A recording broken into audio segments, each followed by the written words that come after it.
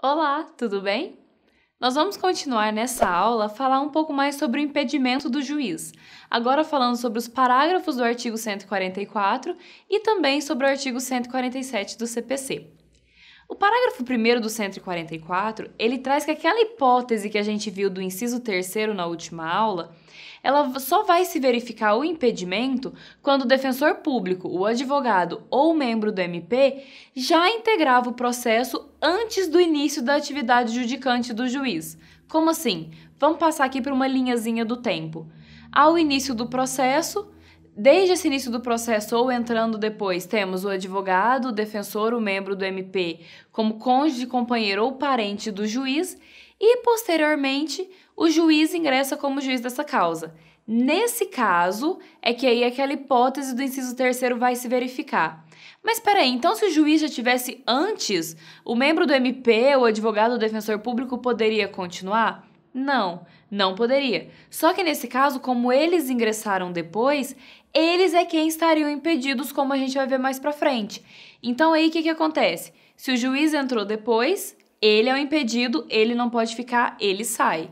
Se no caso o juiz já era o juiz da causa, quem não vai poder continuar no processo é o advogado, o defensor público ou o membro do Ministério Público.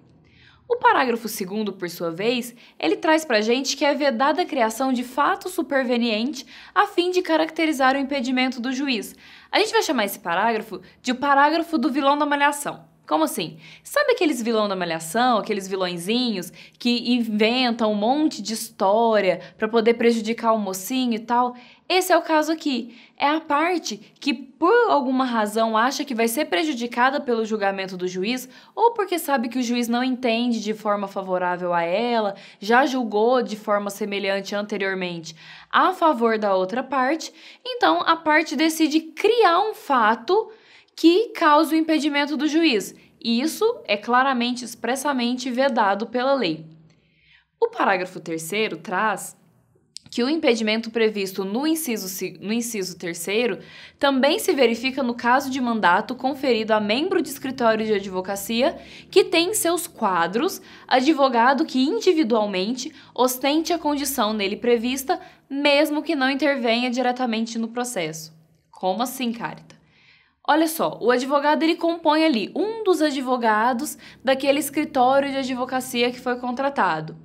Ele é só um advogado ali, ele não está atuando no processo, ele não está diretamente ligado à parte, mas se nesse escritório que a parte contratou, um dos advogados é cônjuge, companheiro ou parente do juiz, mesmo sendo outro advogado atuando no processo, o juiz continuará impedido de julgar aquele processo. O artigo 147, por sua vez, ele traz que quando 2 ou mais juízes forem parentes naquela mesma linha, consanguíneo ou afim, em linha reta ou colateral, até o 3º grau, inclusive, o primeiro que conhecer do processo impede que o outro nele atue, caso em que o segundo se escusará, remetendo os autos ao seu substituto legal. Bom, vamos voltar para aquela pirâmide que mostra mais ou menos como funciona de forma simplificada o Poder Judiciário? Vamos lembrar que o juiz de direito, aquele juiz de primeira instância, ele é movido de uma comarca a outra, ele passa de uma vara a outra. No caso de um juiz ter conhecido o processo, ou seja, ter despachado, ter atuado naquele processo, ele é tirado dessa vara por alguma razão, ou foi promovido para o tribunal, ou foi transferido para outra comarca. E entra um juiz que é parente, de alguma forma está relacionado àquele juiz, esse segundo juiz que entrou não poderá atuar, porque ele está ligado ao outro e, de alguma forma, o seu entendimento poderia estar viciado, talvez por algum comentário que o outro juiz já tenha feito, ou por ter, o mesmo modus operandi mental familiar. Então, nesses casos, esse segundo juiz que entrou na vara, se o outro, que era seu parente, já atuou naquele processo, esse segundo juiz vai remeter os autos para o seu substituto legal e não vai julgar aquele processo. Por essa aula é só, nas próximas aulas a gente continua esse assunto. Obrigada, pessoal!